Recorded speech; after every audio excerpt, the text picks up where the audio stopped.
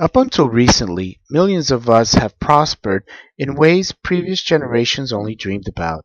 I'm not referring to owning mansions, yachts, or buying political power. I mean leading a self-directed life and owning the sources of our prosperity. This autonomy and ownership is known as the American dream, the building of lasting value by doing work you care about and on your own terms.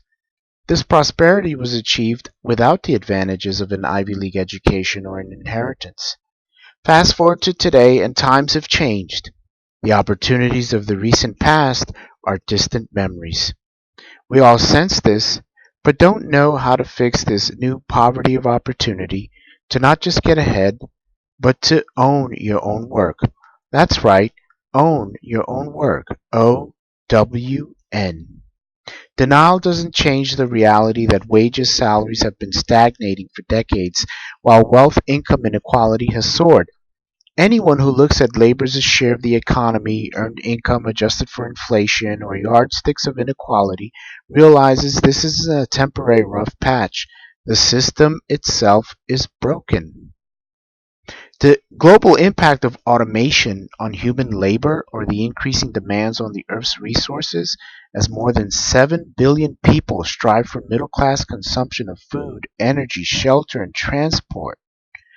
Automation, software, robotics, and artificial intelligence. These three things are rapidly replacing human labor everywhere, and not just low skilled work. This destruction of work will lead to a work-free utopia, we're told, paid for by taxes on the owners of software and robotics. But if we do the math, which we do in my book, we discover this is absolutely baseless nonsense. The worst sort of magical thinking. Not a single wishful thinker proclaiming the wonders of a guaranteed income for all in a work-free society has offered even a crayon sketch of where the money will come from using real-world sources such as corporate profits and federal tax revenues. When it comes to understanding our socioeconomic world, we're like fish in the sea. We assume this is all there is and that it's not just the only system, but that it's the best system. And we assume that the system is like gravity. And so we have several narratives that we believe are self evidently true, such as money created by banks trickles down to create work and wealth for all. Technology always creates more jobs eventually. Centralization is the solution to large-scale economic problems. Expanding debt and consumption, that is, growth, is the path to prosperity.